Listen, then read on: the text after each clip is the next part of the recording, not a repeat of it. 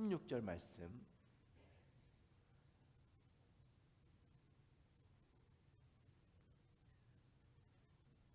같이 한 목소리로 출애굽기 20장 16절 말씀 우리 봉독하겠습니다. 시작. 내 이웃에 대하여 거짓 증거하지 말라. 아멘. 우리 말씀을 위해서 잠깐 기도하겠습니다. 하나님 감사합니다. 이 시간에 주의 말씀 피고 우리가 묵상할 때에 말씀으로 우리를 비춰주셔서 하나님 말씀을 듣고 더 거룩해지는 저희의 삶 될 수 있도록 도와주옵소서. 예수님의 이름으로 기도합니다. 아멘. 오늘은 거짓 증인이 되지 말라라는 제목으로 하나님의 말씀 전하도록 하겠습니다. 저희가 십계명에 대해서 들어봤습니다. 근데 이 십계명을 자꾸 까먹어요. 주일학교 때 완벽하게 외웠는데 또 살다 보면 까먹고, 또 어른이 돼서 성경 공부를 할 때 완벽하게 외웠는데 또 까먹습니다. 그래서 저희가 십계명을 가끔씩 내가 잘 기억하고 있는가 하면서 확인해 보는 게 필요한 것 같아요.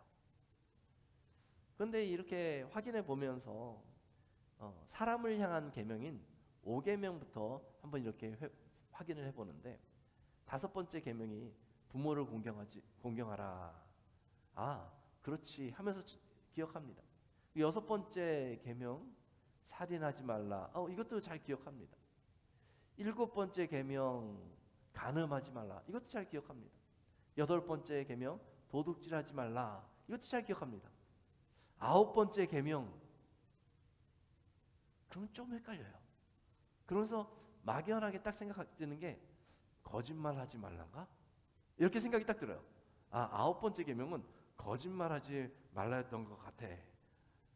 9번째 계명이요, 그런 의미도 품고 있는 것도 사실입니다. 그런데 거짓말하지 말라로 기억하면요, 적용을 해 나갈 때 약간 막연해지는 그런 부분이 있습니다. 예를 들어서요, 이제 아이들이 학교에서 그림을 막 그려가지고 오잖아요. 그러면 집에 오면요, 분명히 그거를요 엄마한테 이렇게 보여줘요. 그러니까 엄마가 이렇게 딱 봤잖아요. 근데 만약에 이 엄마가 좀 미술에 일가견이 있는 사람이라면 이 그 그림을 딱 받는 순간 요건 좀 이랬으면 좋았을 건데 뭐 이런 생각이 딱 들었을 거예요. 근데 아이한테 그 그림을 딱 받았을 때 그냥 솔직하게 너는 왜 그림을 이렇게 그렸니? 구도가 틀렸잖아. 이렇게 하면 아이가 어떻게 되겠어요? 굉장히 실망하겠죠. 그래서 일단 아이가 그림을 가져오면요, 저희가 뭐라 그래요? 너무 잘 그렸다. 마음은 안 그런데 말이죠. 그렇게 얘기하는 거예요. 근데 사실 여기에 뭐가 포함되어 있습니까?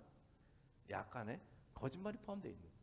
내 마음은 그렇지 않은데 직설적으로 얘기하지 않고 아이를 격려하기 위해서 너무 잘 그렸다 그렇게 얘기하는 거죠. 이 남자분들이 몇 분 이렇게 여러분 계신데요, 아내가 나 오늘 예뻐? 라고 하면 뭐라고 대답해야 됩니까? 마음에 안 그래도 너무 예쁜데 이렇게 대답해야 되잖아요. 근데 사실 여기에도 뭐가 포함되어 있어요? 거짓말이 약간 포함되어져 있는 거죠. 대화를 할 때 저희가 솔직하다고 다 좋은 것은 아닙니다. 저희가 인격적으로 성장하고 인격적으로 완성됐다고 하면 그 상황에 적절한 말을 해야 되는데, 때로는 상대방을 격려하기 위해서 약간의 거짓말을 해야 하는 상황이 있을 수도 있는 것이죠. 또 저희가 살아가다 보면요, 불편한 순간을 피하기 위해서 거짓말을 해야 되는 그런 순간들이 또 있습니다. 제가 어디 갔는데 배가 너무 고픈데요, 상황적으로 지금 밥을 먹어야 될 상황이 아니에요. 빨리 뭔가 카운셀링을 해야 되고 이런 급박한 상황이란 말이죠. 그래도 저를 봤으니까 누가 예의상 목사님 배가 고프시죠? 밥 준비할까? 이러면 제가 뭐라고 대답해야 되겠어요? 배가 고픈데 하나도 배가 고프지 않습니다. 밥 먹고 왔어요. 지금 어떻게 됐죠? 이렇게 제가 액션을 취하겠죠. 근데 사실은요, 배에서 꼬르륵 소리가 나요. 상황적으로 제가 이런 상황에 거짓말을 할 수도 있는 거죠. 스팸 전화가 막 왔어요. 근데 맨날 오는 거란 말이죠. 그러면 어떻게 합니까? 전화 받아가지고 나 운전 중이어가지고 나중에 전화하라고. 뭐 이렇게 그 상황을 피하기도 하는 것이죠. 어떤 사람이 와가지고요 자꾸 꼬치꼬치 캐물어요. 뭔가 내가 알고 있는 것을 알기 위해서, 알아가기 위해서 막 꼬치꼬치 캐물어요. 그러면 솔직하게 다 얘기해 줘야 됩니까? 아니죠. 그럴 때는요 저도 잘 모르겠는데요 이렇게 피할 수도 있는 거죠. 우리 살아가면서요 상황적으로 거짓말을 하기도 하는 거죠. 그러니까 저희가 거짓말인지 몰랐던 거죠. 그렇게 생각 안 했던 것 뿐이죠. 살아가면서 거짓말하는 그런 상황들이 순간순간 우리에게 있는 것이죠. 옛날에 2차 세계대전 때 그런 일이 있었다고 그래요. 이게 유대인이 급하게, 이제 그 당시 유대인들이 다 죽어가잖아요. 그래서 네덜란드인이 도망치던 유대인을 그 탁자 밑에 숨겨뒀다고 그래요. 그때 게스타포가 들어와가지고 유대인을 내놔라, 유대인 어디 있어라고 외쳤다. 그랬더니 그 네덜란드인이 오히려 화를 내면서 탁자를 탁 치면서 내가 유대인을 숨겼단 말이오? 나는 모르 하고 오히려 큰 소리 쳐서 그 사람을 쫓아냈다고 그래요. 이 사람이 잘한 겁니까? 못한 겁니까? 사람을 살려주기 위해서 거짓말을 한 것이죠. 용기 있게 오히려 선의의 거짓말을 하게 된 것이죠. 이럴 때는 어쩔 수 없지 않나 저희가 그런 생각도 해보게 되는 거예요. 이 성경에 봐도요 약간의 거짓말들의 사건들이 종종 나옵니다. 그런데 그 사건들마다 하나님께서 뭐라고 하지 않으세요. 오히려 칭찬하는 그런 경우들도 있습니다. 사사기에 보면요 하나님이 보낸 사사 드보라가 전쟁을 합니다. 가나안 왕 야빈과 전쟁을 하거든요. 근데 그때 전쟁을 딱 했는데 이 드보라가 이겼어요. 그러자 그 야빈의 군대 장관 시스라가 전투에 나왔다가 자기 편이 지는 걸 보고 막 도망가게 됩니다. 혼자 막 도망가다가 교류가 좀 있었던 헤벨의 집에 찾아가요. 그래서 그 집에 가서 숨어야 되겠다 딱 갔는데 자기가 교류가 있었던 헤벨이 없고 그 안에 야엘만 있는 거예요. 그래서 그 집에 들어가기를 두려워합니다. 그랬더니 이 야엘이요 그 시스라한테 이렇게 얘기합니다. 두려워하지 마소서, 걱정하지 말고 우리 집에 와서 숨으소서, 그리고 좀 쉬라고 이렇게 초대를 합니다. 그러니까 시스라가 그렇게 해주나 보다 그러면서 위로를 받으면서 그 집에 들어갔어요. 근데 이 야엘이요 자꾸 시스라한테 이렇게 밥도 주고 잘해주면서 잠 좀 자라고 그러는 거예요. 그러니까 얼마나 고마워요. 자기는 도망치다가지고 여기 왔는데. 그래가지고 잠이 들었어요. 그랬더니 성경에 보니까 이 야엘이요 잠든 그 군대 장관 시스라를요 말뚝으로 찍어 죽였다 이렇게 기록되어져 있습니다. 너무나 끔찍한 일을 한 거죠. 거짓말을 하고 그 군대 장관을 찍어 죽인 거죠. 그런데요 이 드보라가 이 소식을 듣고 나서 이 야엘을요 높여서 찬양합니다. 아주 위대한 일을 했다고 높여서 찬양을 합니다. 이 전쟁 중에는요 상대를 속이는 것이 아주 중요한 병법인 거죠. 이 거짓말 하지 말라 이 생각이 들어가지고 정직하게 전쟁을 치러야 되겠네 이렇게 해서는 이길 수가 없는 거지 않습니까? 그런 상황에서도 거짓말을 하게 되는 거예요.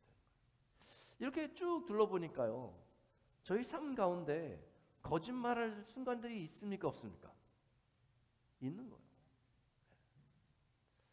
그래서 그 생각을 하다 보니까 그래 거짓말을 할 수도 있는 거야. 뭐 예의를 지키기 위한 거짓말도 있고 격려하기 위한 거짓말도 있고 좀 재밌는 유머를 하기 위해서 약간의 거짓말을 덮기도 하고 그런 것이죠. 그러면 거짓말이 다 나쁜 건 아니잖아요. 막 이런 생각이 들면요 좀 혼란스럽습니다. 내가 기억하기는 9번째 계명이 거짓말하지 말라였던 것 같은데 그러면 이 할 수 있는 선의의 거짓말도 있다고 생각하면 좀 이 9번째 계명을 하나님이 수정하셔야 되지 않을까? 뭐 이런 생각도 들 수 있는 거죠. 그렇게 혼란스러워 할 수 있겠는데 근데 그런 혼란스러운 상황을 빠져나올 수 있는 방법이 있습니다. 이 9번째 계명을 자세히 읽어보는 거예요. 이 9번째 계명은 뭡니까?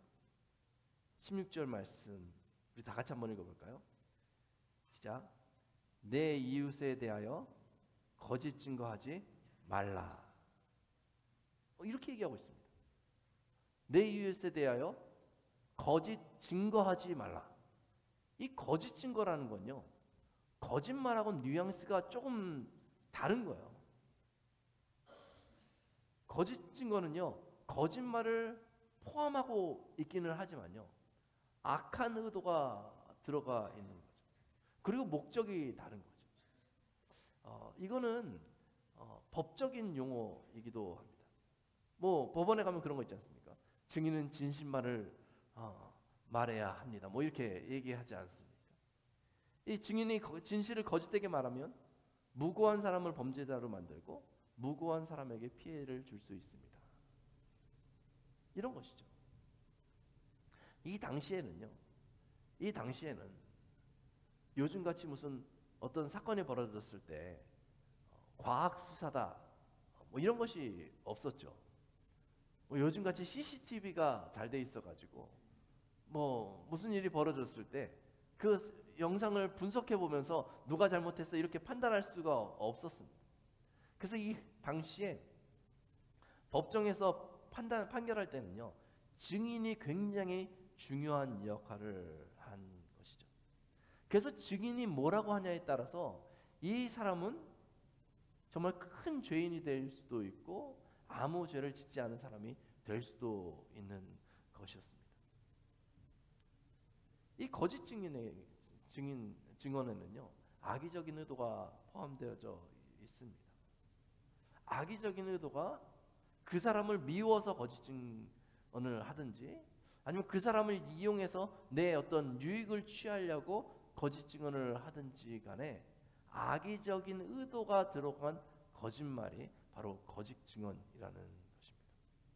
하나님은 이를 원치 않으십니다. 이를 방지하기 원하시는 분이 하나님이세요.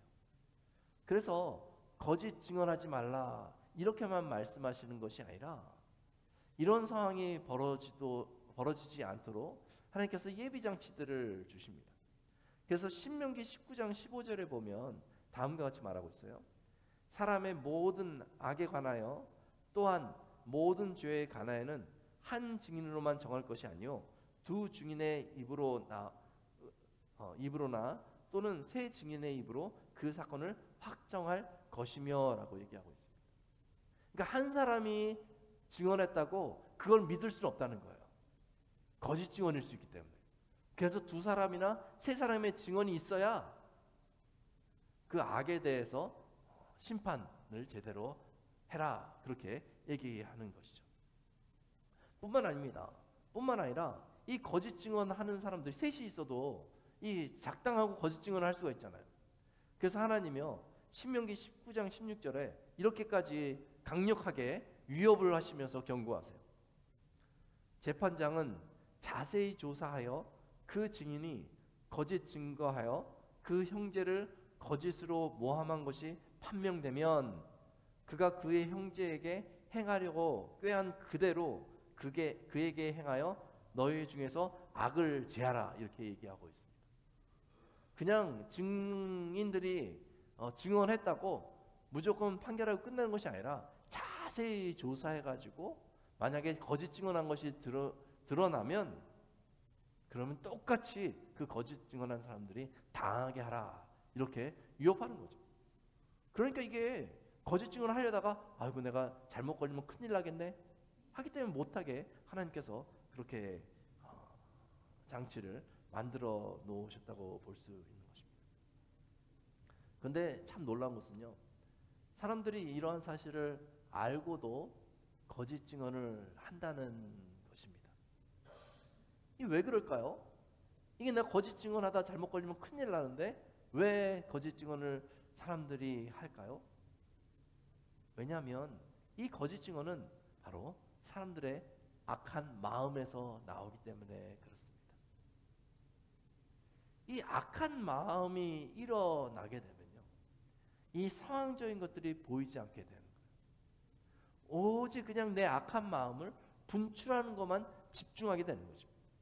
그리고 이 악한 마음이 담대한 마음을 줘서 괜찮아, 괜찮겠지, 괜찮을 거야, 너한테 큰 유익이 될 거야, 그러니까 거짓 증언을 해 라고 자신을 또 속이는 것이죠. 그래서 이 악한 마음 때문에 악한 의도를 더 갖고 거짓 증언을 계속해 나가는 거예요. 그런데 놀라운 것은 이런 악한 마음이요, 아주 괴물 같은 사람들에게만 있는 것이 아니라는 거예요. 예레미야 17장 9절에 보니까 이렇게 말하고 있습니다. 만물보다 거짓되고 심히 부패한 것이 마음이다 라고 얘기하고 있습니다. 모든 사람들의 마음에 이런 악한 마음들이 깔려져 있다는 거죠. 이 땅을 살면서요, 나는 안 그래라고 생각할 것 같지만 그런 마음들이 깊이 깔려져 있는 거예요. 그러다 그것이 분출되면 우리도 모르게 거짓 증언이 되고 마는 것이죠. 그래서 이 부패한 마음으로 인해서 저희가요, 이렇게 법정에 쓸 일은 별로 없잖아요. 법정에 서서 거짓 증언하는 일은 거의 없잖아요. 근데 우리의 삶 가운데 우리도 모르게 악한 의도를 가지고 거짓 증언을 한다는 거죠. 소문을 낸다는 거죠. 하나님은 이를 잘 아십니다.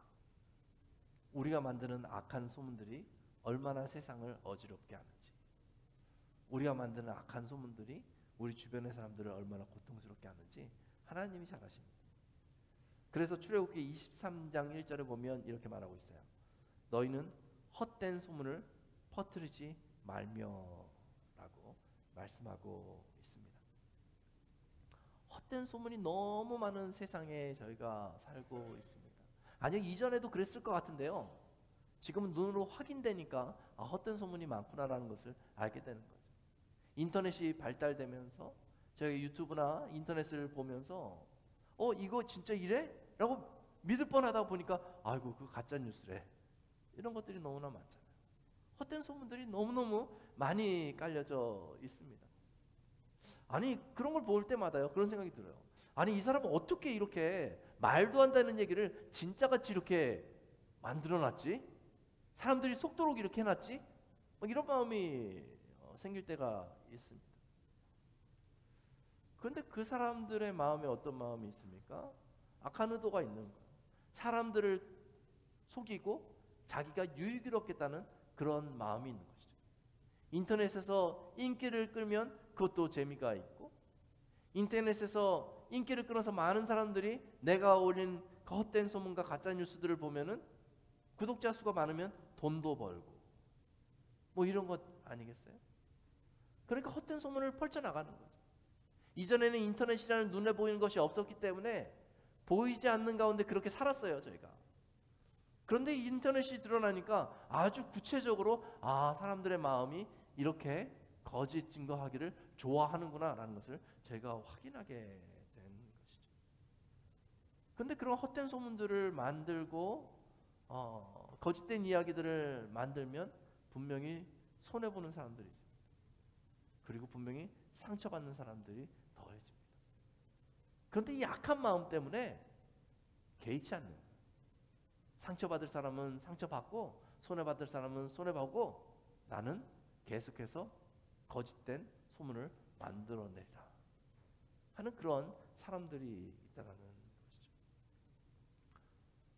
근데 저희가 좀 곰곰이 생각해 보면 그렇지, 이 세상 가운데는 죄가 있으니까 그럴 수도 있지, 제가 그렇게 생각할 수 있습니다.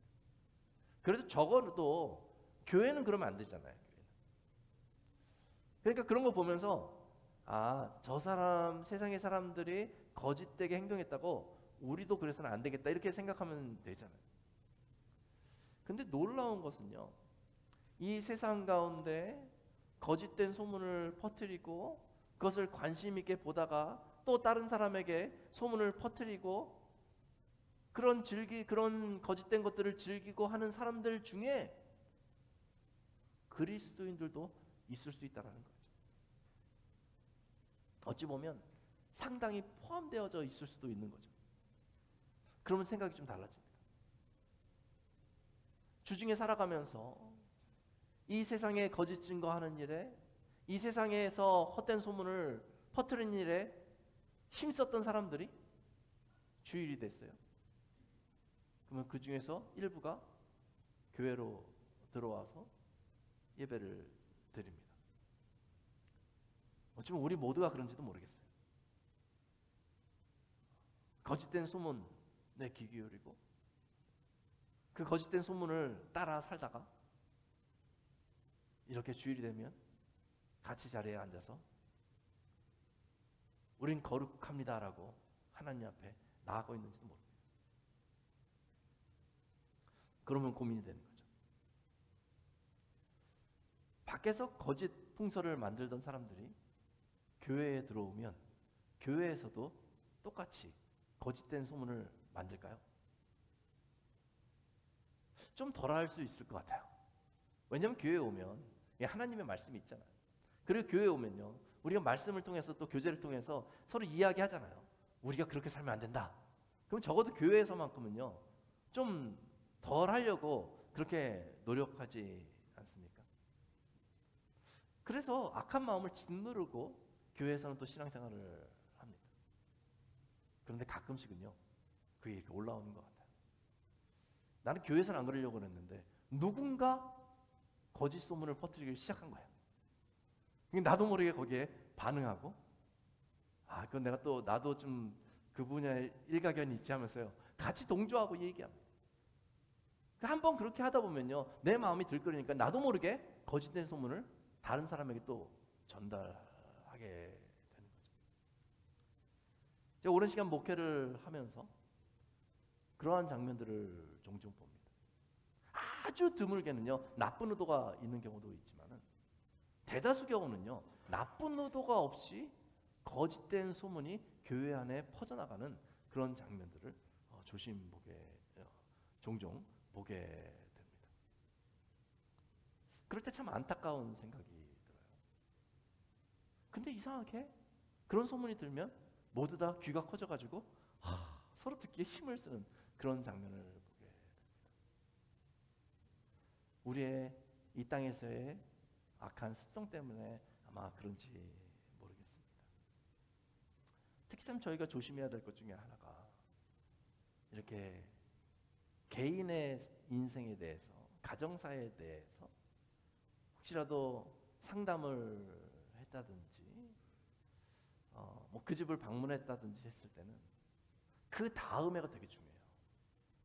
내가 누군가 긴밀한 이야기를 했다면 그 다음에 그 사람과 헤어진 다음에 아무하고도 그 인포메이션을 줘서는 안 돼요. 어느 집에 방문을 했다. 거기 갔더니 숟가락이 3개더라. 그 얘기도 하지 말아야 됩니다. 왜냐하면 저희는요 기억력이 흐릿한 데다가 이 내면 깊은 데에 그 악의적인 마음들이 우리를 자꾸 유혹하기 때문에요. 그냥 이렇게 스쳐딱 지나갔는데 들었는데 이렇게 스쳐딱 들은 걸 가지고 정확하게 듣지도 못한 거죠. 듣고 나면 자꾸 머릿속으로 그걸 생각하다가 또 다른 이야기를 더해요. 그러다 입이 너무 간지러워요. 그래서 딴 사람한테 조금 부풀려가지고 얘기를 한단 말이죠. 그럼 그 사람이 또 듣고 나니까 이건 누구한테 또 얘기해줘야 될 것 같아요. 그래서 당신한테만 얘기하는 건데 하면서 얘기를 해요. 그러면서 막 퍼집니다. 그러면 교회 안에요 약간 분위기가 웅성웅성해져요. 그래서 이렇게 쭉 지켜보면서 저런 게 좀 가라앉아야 되는데, 그냥 덮어줘야 되는데, 이렇게 지나가면 좋은데, 그러다 어떤 분이 이제 용감하게 전 찾아옵니다. 목사님 혹시 이런 얘기를 들으셨냐고. 이렇게 딱 들어보면요 뭐 이렇게 부풀려질 대로 부풀려져가지고 누구는 지금 머리에 뿔이 났다더라, 아니면 코가 2개가 됐다더라, 뭐 이런 식으로 많이 부풀어져서 그 사람의 상황과 전혀 상관없이 바뀌어져 있는 그런 모습들을 보게 되는 것이죠. 우리가 해야 될 일은 무엇입니까? 어떤 가정에 무슨 문제가 생겼어요. 그럼 우리가 뛰어들어서 그 가정의 문제를 해결해 줄 수 있을 것 같다고 생각하십니까? 그러지 못해요. 그 가정의 문제를 해결해 주려고 밖에 나와서 딴 사람들과 막 토론하고 논의하잖아요. 그러면 거짓된 소문이 될 가능성이 굉장히 높습니다. 만약에 그런 가정의 어려움을 들었다면 저희가 해야 될 것은 기도하는 것입니다. 안타까우면서 간절히 정말 본인의 마음에 품고 간절히 기도해 주는 것입니다. 그러면 이 가정에 도움이 돼요. 그 과정에서 하나님께서 역사하십니다. 교회는 이런 곳이 돼야 하는 것입니다. 저희가 이 땅을 살고 있고 또 이렇게 주님의 몸된 교회에 나오지만 저희가 저희 자신을 잘 살펴볼 필요가 있습니다. 나는 거짓 증언 하고 있지 않나, 이런 것을 살펴볼 필요가 있습니다.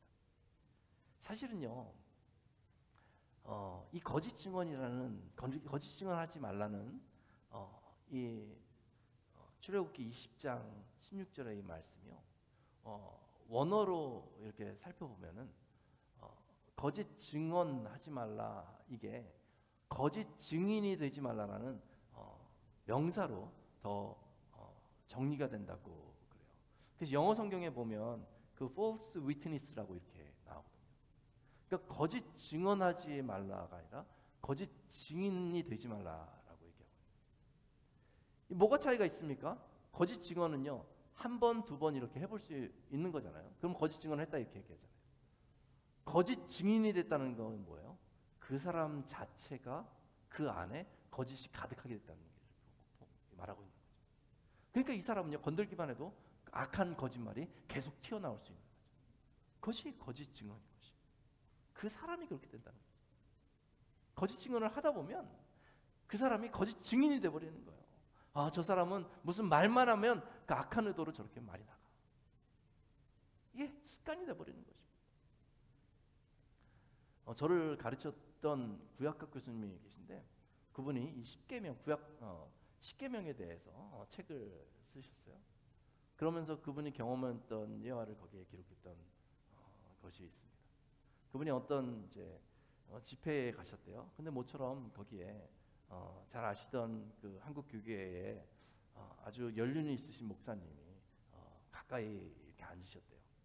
그래가지고 이 구학교 교수님이 이 십계명을 정리하고 있으니까 그분한테 이렇게 좀 물어봤대요.